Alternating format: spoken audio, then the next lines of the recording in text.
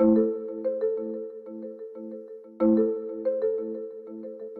réseaux sociaux nous incitent ces dernières années à radicaliser nos pensées et nos expériences, à outrer tous les récits.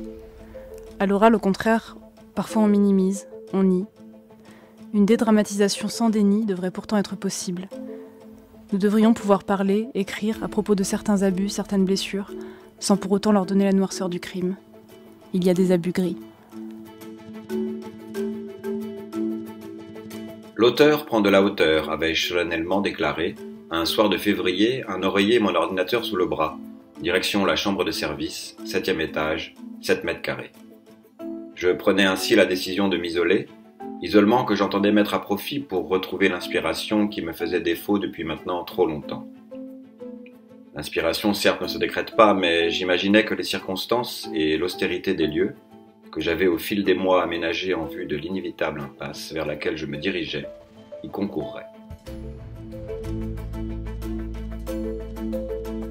De Spartacus à Assange, de Sappho à Louise Michel, de Jésus à Nietzsche, d'Olympe de Gouges à Amy Winehouse, d'Achille à Ravachol, de Néron à Castro, de Bilal à Mozart, leur naissance en tant que fauteurs de troubles, de fouteurs de merde et de diffuseurs d'impensables et d'impensés n'aurait pu s'accomplir sans le déferlement d'un désir imperméable à la raison.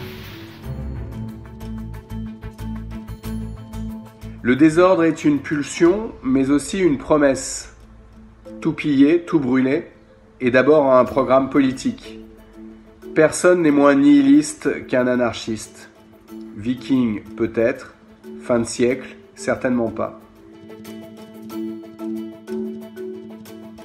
Désirant la fête, désirant la discothèque, Pauline est le corps conducteur d'un désir qui lui préexiste, d'un désir socialement construit entre autres par l'industrie du divertissement dont l'infatigable marketing a fini par clouer dans la tête de jeunes occidentaux et au-delà qu'un jeune digne de ce nom s'amuse, délire, se met une mine de préférence payante le vendredi soir. Au désir social de son père, de perpétuer son régime, Pauline n'oppose pas un désir personnel, mais un désir tout aussi social.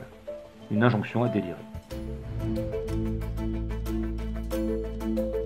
Ils s'appellent Thierry et Jean-Thierry, Paulin et Mathurin, métis et black, jeune et jeune, grand et grand, et ils rêvent immenses, showbiz et paillettes, chaque nuit au seuil de la gloire. Et nous, pourquoi étions-nous fascinés par cette violence? Pourquoi la mettions-nous plus haut que tout? Avec les copains du lycée, on allait au stade, bien sûr, le rituel rodé du week-end. Plein de ce romantisme de caniveau, on bossait pour s'acheter les mêmes fringues de marque anglaise. Les jours de match, on marchait vers le stade, d'un pas pressé. On avait le sentiment d'appartenir à quelque chose, on ne savait quoi. Mais le monde du foot nous changeait des branleurs du lycée. C'était un monde adulte, violent. Désir, plaisir, jouissance. Tout se mêlait au point que je ne les distinguais plus. Connaît-on un jour son désir? Connaît-on sa jouissance, son plaisir? L'écriture me procurait un étrange savoir. Elle m'ouvrait à une clarté dont je ne savais que faire, sinon écrire encore, et me donnait tout entier à ce courant qui m'emportait. En un sens, ce savoir dont je faisais l'expérience était simple. Le désir occupe toutes les places. Yann se regarde à l'intérieur, et quelque chose brille, c'est évident. Yann se regarde de l'extérieur, c'est encore plus clair. De très anciens partages devraient le tenir à sa place, précisément là, dans l'ordre silencieux des rangs, des mérites et des lieux. Yann pense que les places, c'est pour les immobiles, et l'ordre pour les nazis. Il appartient, dit-il, à la lignée des poissons, celle qui commence avec la nuit des temps dans une flaque de roche où le premier poisson prétendit sortir et marcher.